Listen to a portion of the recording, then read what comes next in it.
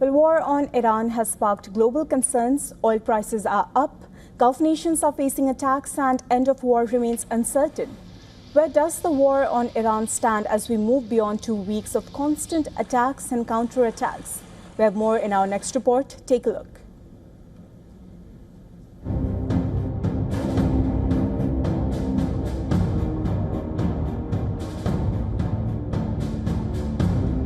The war has entered its third week.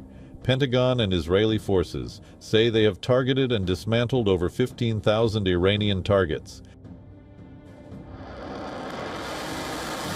Iran, not ready to surrender, is using ballistic missiles, weighing heavy as 2 tons, putting Gulf region in the crosshairs, not relenting.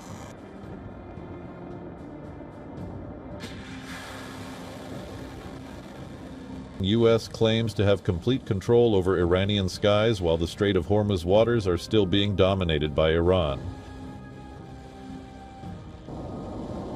Tehran is now focusing on sustained military strikes. The volume of attacks have came down, but the threat of fresh attacks looms continuously. Iran is increasingly relying on cluster bombs to attack Israel.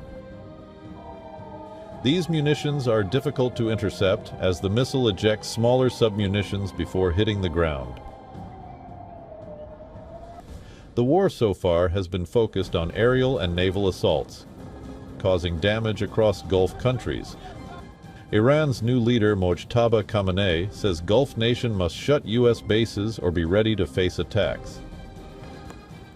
Since the beginning of war, Bahrain has intercepted 125 missiles and 203 drones.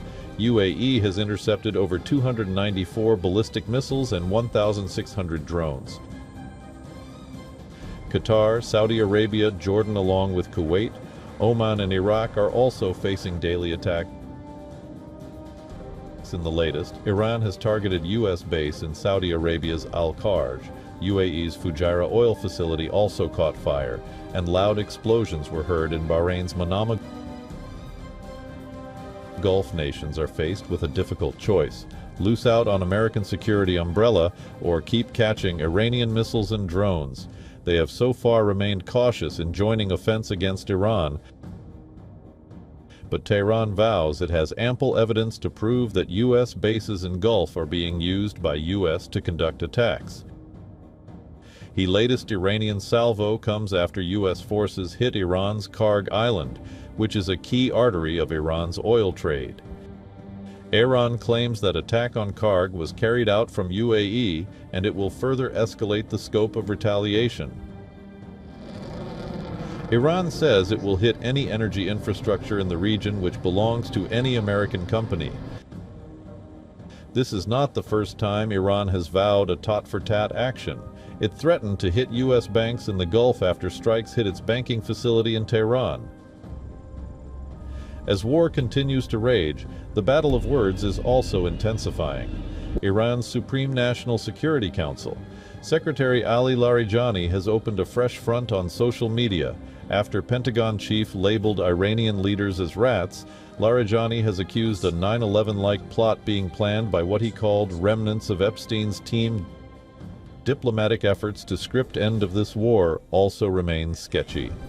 Donald Trump says Iran is ready to make a deal, but the deal is not the one that he would be ready to accept. Iran's Foreign Minister Abbas Araghchi has said that no specific initiative has been proposed to end the war, but at the same time he said Iran welcomes any regional initiative that leads to a just end to the war.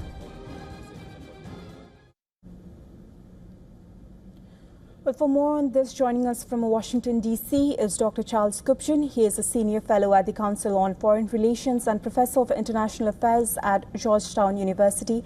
Welcome back to WION, Professor. Good to be with you. Well, Abbas Araghchi says Iran sees no reason to speak with the United States because talks were underway when Washington launched strikes. So if that narrative takes hold, Professor, internationally, how does it change the diplomatic terrain going forward? Does it allow Iran to shift the burden of restarting talks onto Washington? Well, I think that the Iranians have reason to be skeptical of diplomacy. Trump pulled out of the 2015 Iran nuclear deal. Trump launched the current war at a time when negotiations were ongoing. That having been said, it is very much in Iran's interest to keep the channels of communication open because it is suffering, as we speak, a very punishing attack against all kinds of military targets. Oil targets on Karg Island, air defenses, the Navy. This is an extremely costly and deadly attack against Iran. I think everybody knows that this is a war that will ultimately end at the negotiating table. I wouldn't be surprised if quiet diplomacy is taking place behind the scenes, despite what the Iranians said. So I do think that we know that in the end we need a diplomatic endgame. I assume that that's taking place, even if quietly. Professor Charles, we know that President Donald Trump has called for a naval coalition to secure the Strait of Hormuz, but given Iran's proximity to the waterway and its use of mines, missiles and drones, what would securing the strait actually look like? Well, you are pointing to, I think, the toughest military mission for the United States. And it's one of the reasons that I think Donald Trump will ultimately try to find a negotiated endgame sooner rather than later.